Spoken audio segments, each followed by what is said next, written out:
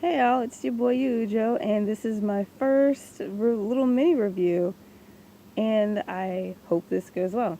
So, as you can see, I have the Coolpad Illumina hosted by Virgin Mobile. It has a nice little weight to it, which is definitely the first thing that I noticed. And it is what I would consider a basic budget smartphone. It's great for people that don't want a whole lot, or people that do want a good amount on a budget. I'm normally an LG user, so of course I was reaching for the back to change the volume and power, but that is no longer there, as on the Coolpad it is here. Um, I've already set it up, but I know better than to go into anything that requires a password, of course. Um, it handles apps pretty well. It doesn't do this. I can't go any further than that, and I have gone to the settings, and it does not allow for that. It came with some very strange default things. Here you can see Go, which is like mini browser versions of the apps rather than the apps themselves. I did have to download YouTube, and on YouTube it only allows for the videos to go up to 480p. This device does not allow for videos to go up to HD. And it handled most of my apps very well. One issue that I did have with my previous phone is that it didn't transition through apps well. So of course I tested it out, the main issue being YouTube, and it transitioned very smoothly. The other apps tested out fine. The only app that had a problem that would not boot up at all was Instagram. So I took it off the phone. But Twitter works fine. Bottled worked fine.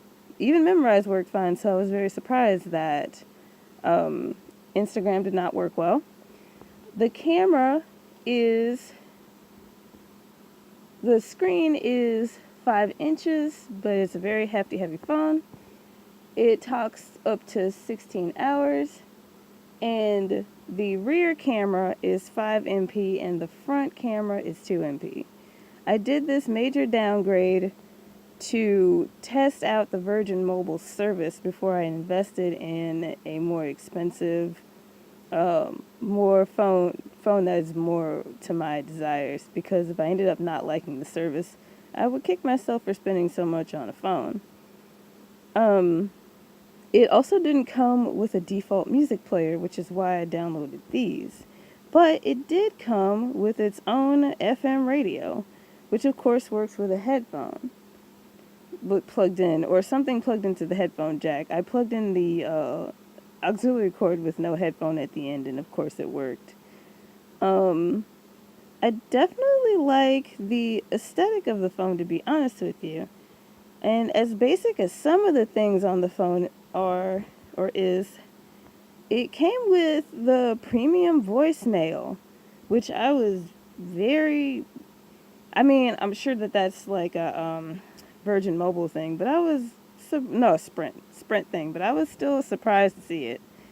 But it goes through things very smoothly, and I really do appreciate that. It's definitely refreshing from my last phone where it stalled up a lot. And I feel like it's the phone itself rather than the service of how it didn't go through apps very smoothly and how it constantly stalled. There is a little bit of stalling here, as you can see, but it's not, I wouldn't say that it's anything, well, I'm just now coming from like worse stalling than this. So I've still upgraded either way. The speaker is, I would say it's a pretty good speaker for the volume. It came exclusively out of the back. Some phones have it where the speaker volume, where the noise comes out of the front. This is not a dual speaker phone. It is exclusively the back. And I did listen to it first in a echoey room, but listening in my more padded room, I would say that it's a decent volume. The YouTube app somehow doesn't allow to go to HD videos. It stops at 480p. Definitely not something I'm going to die over, but it's surprising that the phone would have that kind of limitation.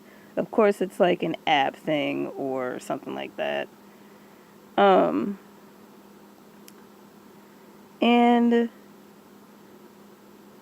I guess that's all for a miniature review. I am going to post something that I've recorded. It does have a front and rear camera, which both take pictures and videos. As mentioned, the rear camera is 5 megapixels and the front camera is 2 megapixels, but they both have HDR mode. And with that low megapixels, I would say that it doesn't make that much of a difference. It definitely makes the picture a little bit clearer, but you're still working with low caliber stuff. But in the meantime, I hope people enjoyed this review. This is my first one, and if I continue to do this, hopefully I'll get better at it. Thank you for watching, and take care of yourselves and each other. Bye.